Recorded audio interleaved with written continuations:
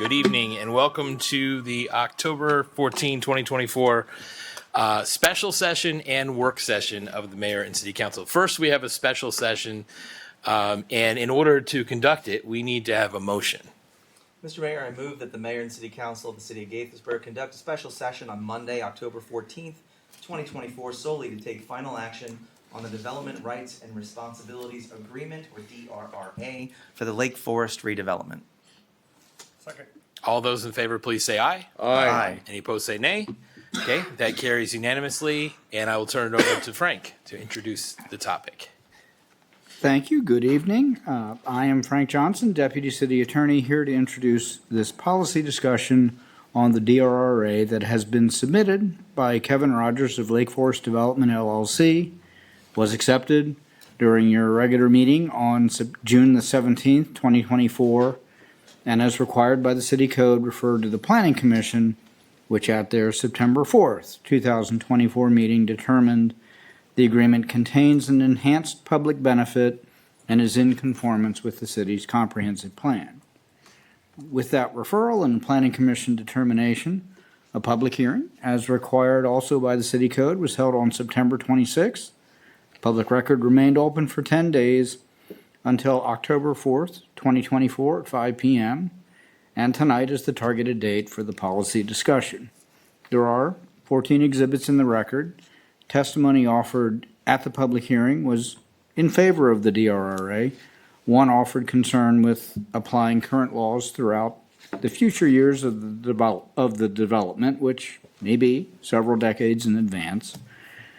Everyone urging that preferred uses or ideas for the developer's financial contribution to the city, and there was certainly support for creation of recreational space under, actually not as much under the DRRA as under the SDP. The final version, the resolution refers to the DRRA as of September 26, 2024. There are some blanks to be filled in, so that is the substance of that agreement. A few typos, we have identified a few. I'm sure we will find at least one more. And a reference to WRS as developer, which is following the definitions that are already in the agreement, and of course to add the necessary exhibits. And just by way, I think we're familiar with what a DRRA is, but it's intended to serve as an agreement, allowing some level of certainty and stability to developers, while allowing the city to negotiate enhanced public benefits. That is, public benefits beyond what would normally happen in the land development process. So, in exchange here, there are 4 distinct enhanced public benefits being offered. Discounted land to Montgomery County to allow creation of a county transit center. Payment to the city in 5 equal installments. The total amount, $4,650,000.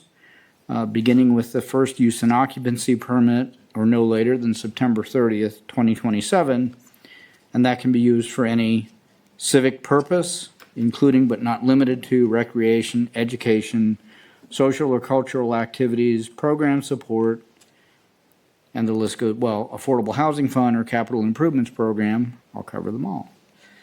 The third, a minimum of 39% open space exceeding the minimum requirements, and the equivalent of 15 acres of forest conservation easements or canopy coverage credits, also exceeding the minimum, and spending a minimum of $250,000 on public art at the development site within a year after issuance of the first use and occupancy permit.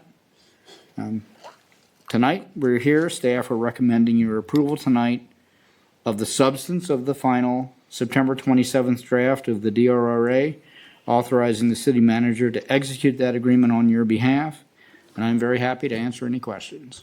Thank you, Frank. Any questions? Yeah, okay, any comments? Or would someone like to move the resolution? So moved. Second. Okay. All those in favor, please say aye. Aye. Any opposed, say nay. Carries 5-0.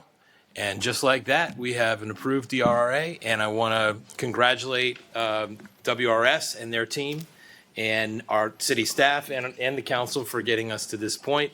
It's a little I think, as I was saying before the meeting convened, the public may not realize that this is part of the historic nature of our Lakeforest approval, and we're all very proud to get to this point. Let's give them a round of applause. Thank you all. Thank you all. Mr. Mayor, I will say you did offer to have me sit down, and I thought, no, for this one, I'm going to stand up. Appreciate that, All Frank. right. Appreciate that. Okay, so that is what we have on this special session, and so here we will adjourn. Correct? We're adjourning the special session, and now we're going to convene our work session. And before we start our work session, in which we're going to receive a presentation on the 2024 community survey results, I wanted to call for a motion for an executive session immediately to follow. Jamil. Mr. Mayor, I move that the mayor and city council of the city of Gaithersburg conduct a closed executive session immediately following a session tonight, Monday, October 14th, 2024, pursuant to the general provisions article of the Annotated Code of Maryland, Section 3-305B1I, the appointment, employment, assignment, promotion, discipline, demotion, compensation, removal, resignation, or performance evaluation of appointees, employees, or officials over whom it has jurisdiction. The topic to be discussed is a personnel matter to conduct the city manager's annual performance review. Second. Okay, all those in favor, please say aye. Aye. Any opposed, say nay. Okay, that carries 5-0. We will have that executive session immediately after our work session. Okay, and now we are going to call on virtually Jason Morado from the ETC Institute to present the 2024 community survey results. And welcome, Jason. Hey, good evening. Hopefully everyone can hear me okay. Yeah, we can. My name is Jason Morado. I'm the Director of Community Research at ETC Institute. And we recently conducted a community survey for the city of Gaithersburg. So today I'm going to walk through the key findings from that survey. I have just a little background about ETC Institute. We're based in the Kansas City area, but we're a national leader in providing market research for local governments. We've been doing this type of work for over 40 years. And in the last 10 years alone, we've conducted surveys in more than 1,000 communities across the country. So this is really the type of work that we specialize in. There are several reasons to conduct a survey like this. One is to get an objective assessment of how satisfied residents are with major city services and to determine what residents feel are the top priorities for the community. We're also able with these types of surveys to measure trends over time. A lot of these community surveys are conducted on a regular basis, often every other year, sometimes more often, sometimes less often. And usually we ask a lot of the same questions so we can measure trends over time. And then also we're able to compare the city's results with other communities across the country. So this survey was administered by a combination of mail and online to randomly selected residents throughout the city. The survey was 7 pages in length. The mail version of the survey on average takes residents about 15 to 20 minutes to complete, so it's a fairly lengthy survey. We ended up with 401 completed surveys. Our goal was to get to 400, so we accomplished that. And the results of the 401 surveys at the 95% level of confidence has a margin of error of plus or minus 4.9%. Essentially, that means that if we conducted this survey the same way 100 times, 95 times the results would be plus or minus 4.9% from what we're reporting. So even for a statistically valid survey like this, the results are not perfect, but the margin of error is small. So here we have a map of the city. The red dots are households that completed a survey. We had a good distribution throughout the city. And as we were administering the survey, we made sure that the demographics of survey respondents reflect the actual population of the city, especially for key demographic areas such as age, race and ethnicity, and gender. So here's our main takeaways from the survey. We found that residents have a very positive perception of the city of Gaithersburg. 86% of respondents rated Gaithersburg as either excellent or a good place to live. You'll see in a little bit that that percentage is much higher than most other communities. We also found that satisfaction with city services is much higher in Gaithersburg than it is in other cities. Gaithersburg rated above the U.S. average in 45 out of the 51 areas that we compared. We'll look at this in more detail in a little bit, but one thing that really stood out is that satisfaction with the overall quality of city services for Gaithersburg rated 33 percentage points above the U.S. average. And then one of the areas where the city of Gaithersburg rated the farthest above the U.S. average is customer service provided by city employees, which rated 38 percentage points above the U.S. average.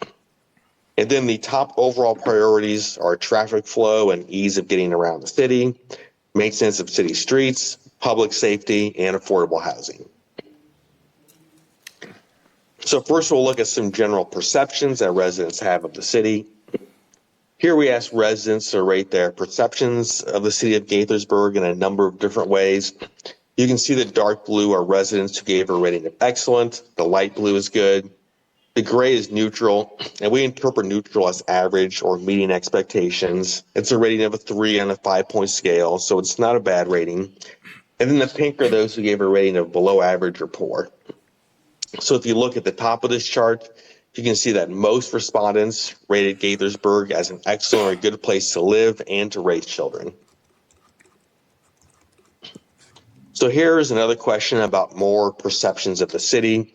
Here the dark blue are ratings of very satisfied, light blue is satisfied, the gray is neutral, which again is at 3 on the 5-point scale, kind of average. And the pink are those who are dissatisfied or very dissatisfied. So overall, the positive ratings far outweigh the negative. You can see there's a lot more blue than there is pink. If you look at the top of the chart, 83% of respondents are either very satisfied or satisfied with the overall quality of services provided by the city. And that's compared to only 1% who are dissatisfied. So those are very, very high ratings. And that's one of the most important questions on the survey, because they were asking residents to take into account all of the services that the city is providing and really give an overall satisfaction rating for how well you're doing.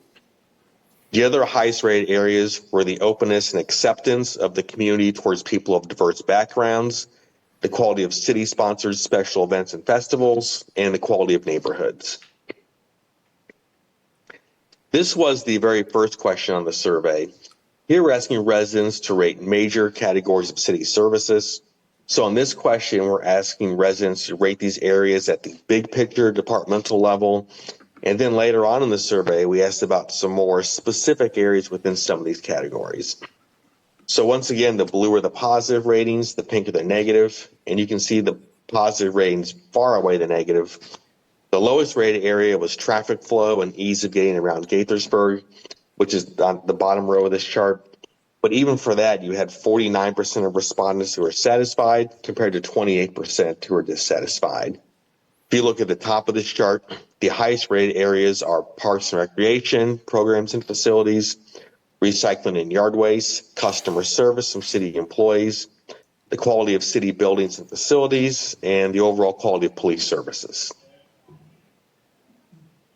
So I mentioned that overall satisfaction with customer service was very high. We also asked about some specific aspects of customer service. And you can see that residents have had very positive interactions with city employees. Most respondents feel that city employees were courteous and polite.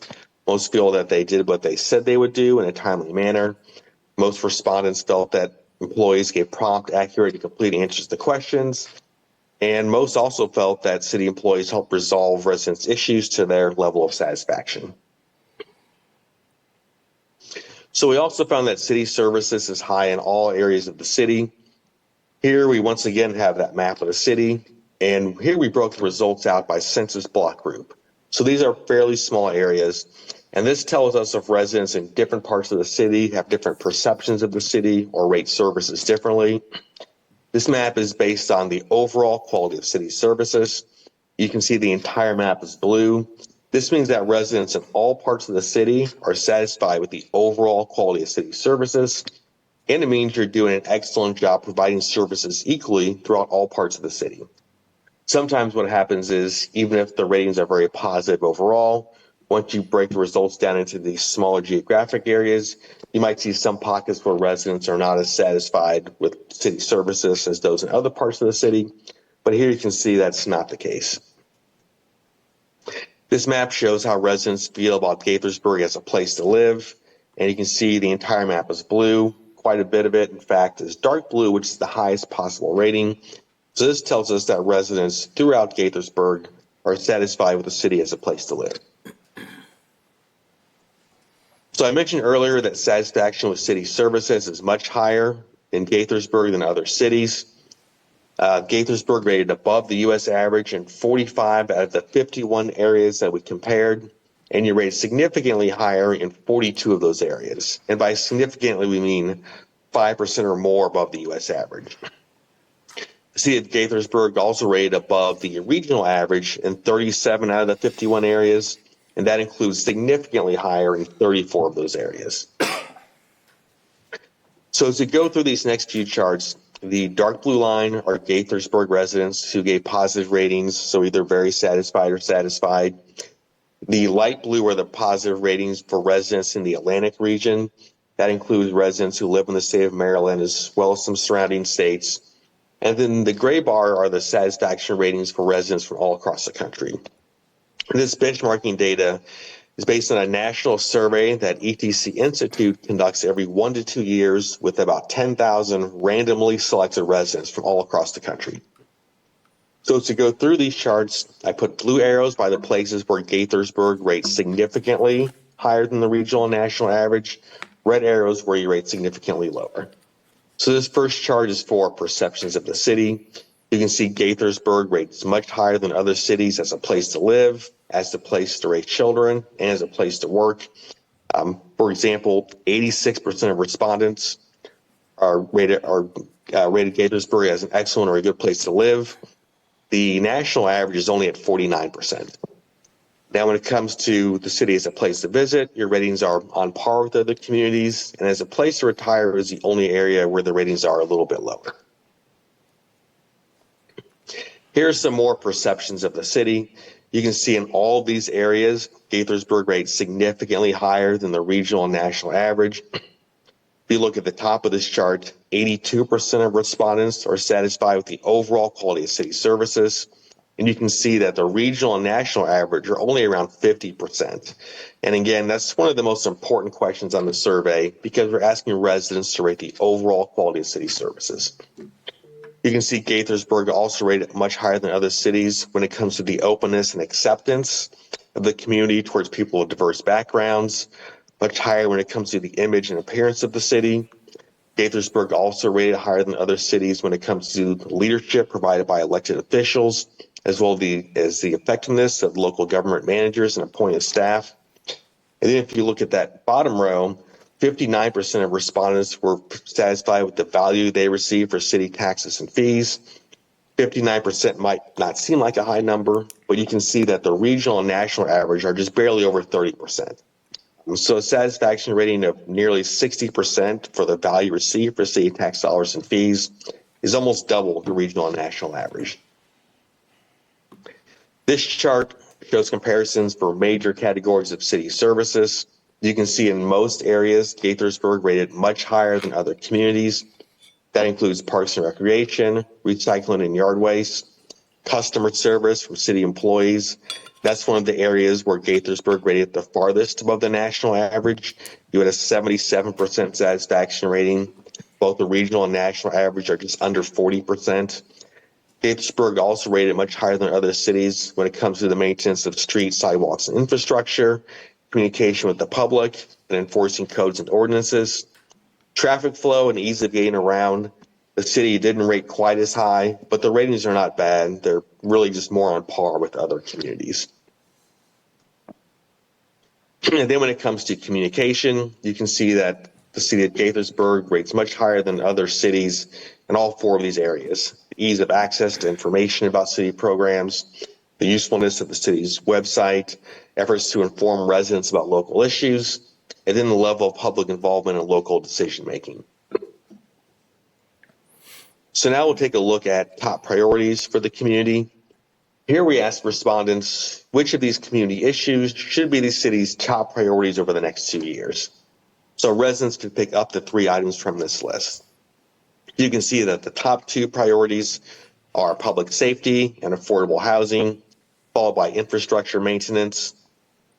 Now, we saw that the satisfaction ratings are very positive for police services. So this is not an indication that residents are dissatisfied with public safety, but it's an area that residents feel is very important to focus on over the next couple of years. And then affordable housing has been a high priority really in just about every community that we've surveyed over the past couple of years. So we saw earlier how satisfied residents are with major categories of city services. As a follow-up question, we asked which of these services should receive the most emphasis from city leaders over the next 2 years. You can see the top priorities are traffic flow, maintenance of city streets, sidewalks, infrastructure, economic development, and police services. This is something that we call the important satisfaction rating, and this is a tool that we use to help communities set priorities. This analysis is based on 2 different types of data. First, we ask residents how satisfied they are with services. Then as a follow-up question, we ask which of these services are the most important. So the idea behind this is that those services that have a combination of low levels of satisfaction, but at the same time are rated as the most important, should be the highest priorities to focus on. So this first table is for major categories of city services. You can see the highest priority, which is there in pink, is traffic flow and ease of getting around Gaithersburg. The next highest priorities, which are in yellow, are economic development, maintaining street, sidewalks, and infrastructure, and then efforts to conserve energy and protect the environment. This table focuses specifically on maintenance services. You can see that the top priorities are the maintenance of major city streets, followed by the cleanliness of city streets and other public areas. The next highest priorities are street lighting and then maintaining sidewalks. This table focuses on transportation and mobility. You can see that the top priorities are how well the traffic signal system provides for efficient travel, the availability of pathways for walking or biking, and the ease of getting around within the city on roadways. And then this table focuses on questions related to economic development and housing. You can see the top 2 priorities are the availability of affordable quality housing and efforts to manage and plan for growth and development in the city. The next highest priorities are efforts to improve the existing commercial areas and corridors and the quality of new retail development. And then this is focused on police services. You can see that the top priorities are just overall efforts to prevent crime, the visibility of police in commercial and retail areas, and the visibility of police in neighborhoods. So just a quick recap, we saw that residents have a positive perception of the city of Gaithersburg. There's a lot of examples of that in the report, but one of the areas that really stood out is that 86% of respondents rated the city of Gaithersburg as an excellent or a good place to live. The city also received very high ratings as a place to raise children and as a place to work. We saw that satisfaction with city services is much higher in Gaithersburg than other cities. You rate above the U.S. average in 45 out of 51 areas. And in most of those areas, you saw that your ratings are significantly higher than the U.S. average. A couple of the areas that especially stood out were the overall quality of city services and then customer service provided by city employees. The value that residents receive for city tax dollars and fees was also one of the areas that rated significantly above other cities. And then the top overall priorities are traffic flow and ease of getting around the city, maintenance of city streets, public safety, and affordable housing. So that is everything that I had. And with that, if anyone has any comments or questions, I would be happy to answer them. Jason, thanks so much for the presentation. We really appreciate it. I'm sure I'm speaking for everyone here when I say that we're we're very happy with these results. It doesn't mean that we can't do better in places. For example, as a place to retire. Although it would be kind of interesting. And Jason, I don't know if there's any part of the methodology that gets to what specifically could be improved about the experience for retirees in the city, given that was one area that seemed to score lower than the others. Do you have any insight into that? We've never dug really too deeply into that. I could do some research and get back to you on that, because that would be interesting to look more into. But we've never gotten really too specific with that aspect of the survey. Okay, I know we've had some comment periodically about our senior center, and there's the question of facilities, but it could also be, people could say that about, it could be a result of the tax structure that doesn't really isn't really impacted by city policy, but more by state. Right. So I'd be curious about that, but I recognize that there are limitations to the survey. But this is really great information. I appreciate it. Who has some questions? Jim. It's not really a question, just a comment. Okay. But we've always, for years, said how wonderful the staff is, and what a different place Gaithersburg is, and now we have data-driven analysis to back that claim up. This is really fantastic. I took notes on the places where retiring to visit, and I think the place to visit, I think that's definitely something for the Montgomery County economic team that's doing our tourism work, for them to see that number. And there's definitely work to be done there to increase our perception as a place to visit. But it's also people that live here too. And I know a lot of times when you live somewhere, you forget about the great things that there are to do. I know I don't go downtown to DC as often as I should, because there's great things all around us here. But no, thank you so much for this, and this will be really helpful as we enter into our budget season and start making decisions on our priorities. So thank you so much. Thanks, Jim. We'll go to Lisa. Thank you, Mr. Mayor. Thank you, Jason, for this presentation. I love the bragging rights this gives us. Not that we didn't already have them, but now it's in full color. A specific question and a general question. Specifically on packet page 21, it talks about as a place to visit, and that we were on par with regional and national averages. Do you have data to talk about what impacts that? What is impacting that number? Why isn't it higher? Or, well, I'll leave it there. Yeah, as a place to visit and as a place to retire are the two areas you were asking about. Well, place to visit, but you can place to retire also. Yeah.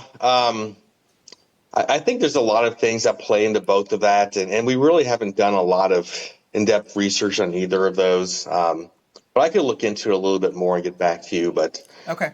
yeah, those are topics both we really have only asked at a very high level, like this on the survey, whereas some other topics we've really dug deeper into on other types of surveys.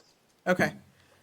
Thank you. And then generally, based on your experience here, was there anything that you were surprised to see, either as a positive number or even something that didn't pull as well? Was there something that was surprising to you? I don't know if there is anything. I didn't know exactly what to expect. We've never conducted a survey for the city before, so I don't know if I would say surprising, but the results certainly are very, very positive, really in just about everything. Even some of the lower rated areas, like traffic flow, the ratings still were pretty good compared to other communities. The priority items, high priority items here were typical of other communities as well, such as streets, public safety. Affordable housing has been a really high priority in just about every community over the past couple of years. So nothing super surprising, but certainly the results were very, very positive all across the board. I guess one thing that maybe stood out a little bit is for a question, such as this one about major categories of city services. One thing that kind of stood out is there was nothing at all that received high levels of dissatisfaction.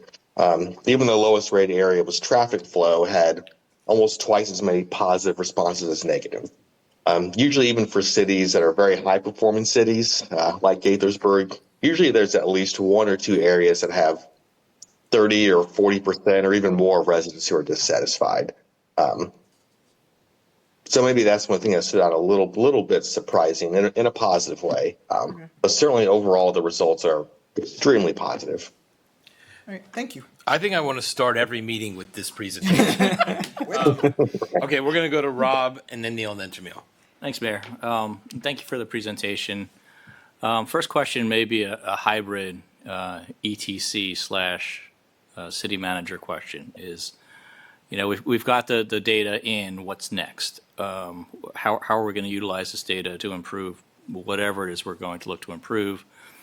And then corollary question to that is this going to be, so we do the biennial survey we have in the past. I don't believe we used this company before. And so is there thought behind ongoing? Because it sounds like you've got a huge database that we can draw from that'll help inform our decisions. So just curious about those. I'm happy to take that question, Jason. I'm sure Jason would love to hear that we are planning for a long-term relationship with ETC. I have a relationship with ETC from prior communities, which was the reason that we switched from our prior survey provider, mainly because of I think the really useful information we get for budget preparation, and not even just budget preparation, but looking specifically at services and programs. The important satisfaction matrix is one of those really helpful tools because we can take a look at how we might be better aligned with those rankings, right? So it's not enough to know how satisfied or dissatisfied people are. If they are, very satisfied, but it's not an important service to them or important program, but they're, not as satisfied in something that ranks higher for the community, that gives us some indication of where we want to be looking. Like any tool, this isn't the end all be all, right? But it is a very helpful one, I think, to give us some indication of how our resources are aligned. So I think you can expect to see alignment in this year's budget and next year's budget. And we were off cycle for a little while, just a quick refresher and maybe new information, particularly for the community and new council members. We used to do this survey at the same time as the city election, which was a difficult task to undertake. So we wanted to shift the year so that it's happening in an off-city election cycle, which allows us to focus more on it. And then there was some delay with transition. And so we got a few years out, but we've now restarted this really useful, helpful practice for us going forward. And we plan to do a biennial survey going forward. Great, thank you. Thanks. Second question is with respect to, how far you can drill down into data, kind of corollary to what or dovetailing off what the mayor was asking. Different jurisdictions, different states have different environments, different tax structures, things like that. And so is there the possibility of drilling down, into the Maryland area to figure out, are there things that we can draw from the data showing things that same baseline as other jurisdictions near us, but we're doing things better or worse, I think could help inform us better. And maybe to ask the question, which I think I know the answer to, is are we better than Rockville? I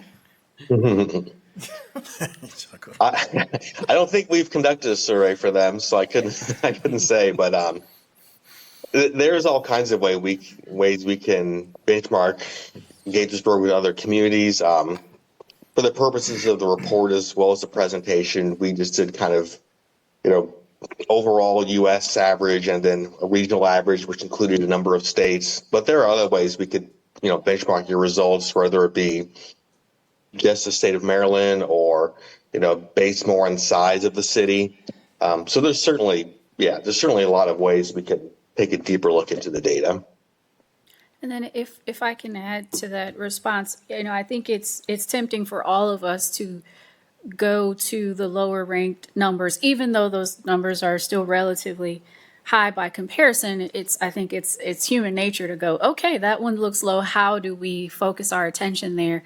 I think where we have to try to balance that out is thinking about, okay, overall people are happy with or relatively satisfied with the things that we control. And is it a better use of our time and resources to focus in on the pots of things that we control versus tax, Maryland state tax structure, which may not be something we control, we can try to influence, but should our time be spent there versus maybe trying to influence things that are just outside of our influence and control, like traffic flow, traffic signalization. So thinking about where we spend our energy and maybe trying to be as disciplined as we can, even with those urges around the important satisfaction ranking, right? And applying our time and energy to those buckets of things we control and maybe trying to influence those things that we don't. Yeah. Yeah. I mean, I'm sorry, Mr. Mayor, go ahead. because your example it's fascinating. Aging in place is a huge issue. Maryland, for example, I think all of the indices say it's like one of the worst places to go age in place. But if the local data show that people want to age in place in Rockville, it's the greatest thing since sliced bread, and they don't want to age here, that shows us something. And Yeah. that would be interesting data to figure out what's going on. Agree. So- Agree. Neil. So this is great. I always love getting survey data, especially when it's very positive like this. I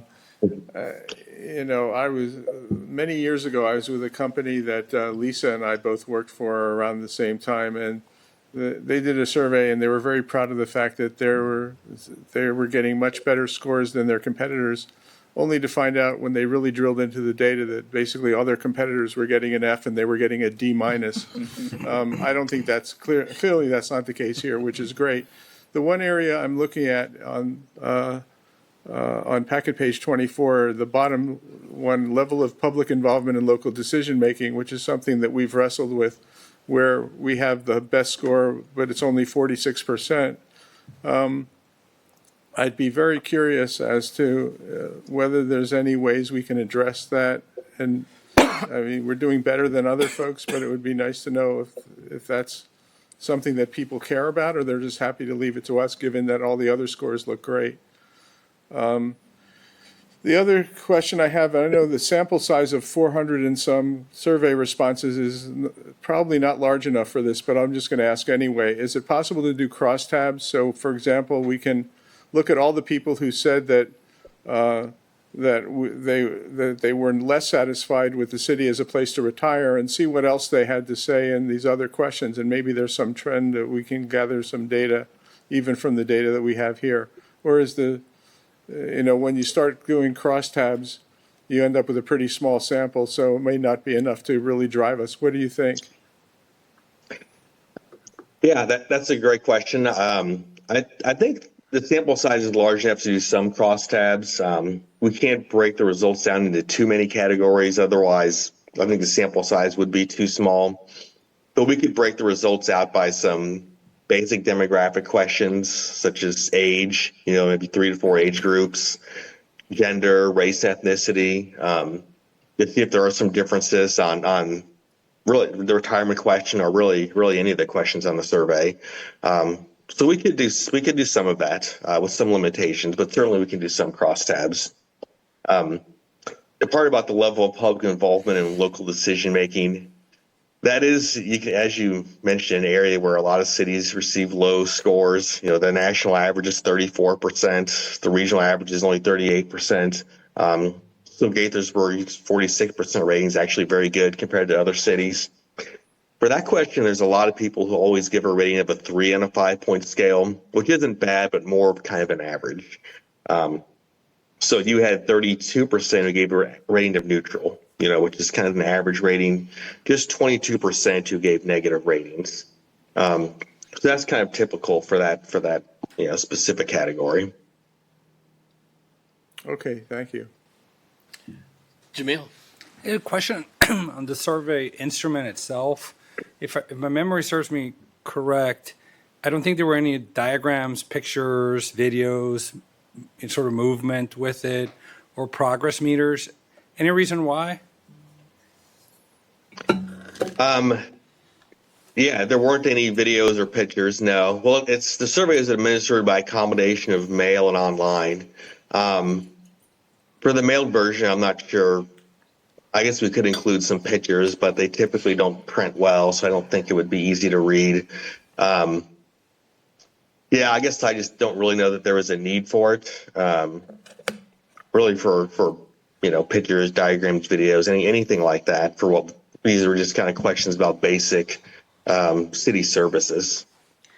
Jason, maybe you can explain more about the random sampling and how that overlaps with the online. Right, the city affirmatively puts out a link to anyone who sees that information and wants to take the survey. And then there's the random sampling. So maybe you can explain that, and that might give a little more context around how much emphasis goes into what the online version looks like. Yeah, sure. So the statistically valid survey is by combination of mail and online. So our goal is to receive at least 400 completed surveys. We ended up with 401, so we got to that number. The typical response rate for a survey of this length is around 12 to 15%. So we typically mail surveys to about 7 times the number of households as completed surveys that we need. So we mailed the survey to about 3,000 randomly selected households. Those households could fill out the print survey, mail it back to us, or they could go online to take the survey. There was a link that was on the survey that was mailed to them. And then the envelope that the survey was mailed in has a QR code to the online survey. So this report and these results I've gone through are based on those households we selected at random to participate. So these results are statistically valid. Now, in addition to that, if somebody outside the random sample filled out the survey, we provide those results separately, separate from this statistically valid data. And that was really open for anyone to fill out. Same survey, but for that portion, we're not monitoring, the geographic distribution or the demographics of survey respondents. So. Thank you for that. Not seeing any other questions. I will open it up if anybody from the public, and we have one member of the public here today. Jeanette, are you interested in testifying here? Great level of public involvement. Okay, I'm taking that as you're not testifying. Let me just check on Zoom. Is there anybody? If you're on Zoom, we have one. Oh, we do have a hand up on Zoom. Okay, David Mullins. Please, tech team, allow David to get on. David, just unmute, state your name, address, or neighborhood, and go right ahead. Hey, thank you so much. Good evening, David Mullins, Gateway Apartments. 2 questions. One is, sorry if I missed this at the top. One question is, what languages other than English was this survey available in to take? And the other question is, where across the income demographics of the city where did the respondents to this fall? Specifically, how many people responded that were below 30% AMI, for instance? Thank you, and thanks for the presentation. Thank you. Sure. Jason, go ahead. Yeah, the survey was available in Spanish as well as English. We did ask a race ethnicity, or actually we did not ask. Was this a follow-up question about the income of respondents? Is that? Yes. Yeah, we didn't ask an income question on this survey. We ask an income question maybe 30% of the time. But the reason we sometimes, or more than half the time, don't ask it is a lot of people don't feel comfortable answering that question. Even when we ask about household income, usually between 15 to 25% of respondents skip the question. So we didn't ask it on this survey. And even when we do, we get fairly limited results, limited data. But in terms, I think you did speak to and you had a graphic about the geographical representation of the survey takers, correct? Yes. Geographically, we definitely had a very good response. And that was one of the early slides here with the yellow Right. one with the red dots. Yep. Where the red dots are households that completed a survey. So we definitely had a good distribution geographically throughout the city. Great. I would say also that we did ask about owning and renting in the demographics. I think that the ownership was probably slightly disproportionately overstated compared to our actual population. So we did ask that, and we asked about type of home to try and get some, maybe there's some overlap there of how, for example, those who live in apartments or townhome communities, how they feel about certain service levels versus those in single-family homes. So we did ask, I think, a really good cross-section of demographic data, but we didn't ask about income for that reason that Jason outlined. Thank you very much. Okay. Anybody have any further questions or comments? Or if not, then we're going to adjourn and go into our executive session. Not seeing anything from anybody. Okay, let me just remind myself what the date of the next meeting is. Monday, October 21st.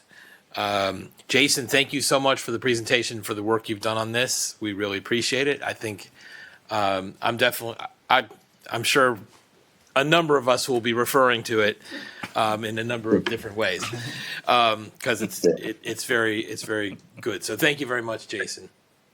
Yeah, absolutely. Thanks, everyone. And so our next regular meeting is Monday, October 21st, 7:30 p.m. You can join us in person or on Zoom as usual. Until next time, let's do great things, Gaithersburg. We are adjourned.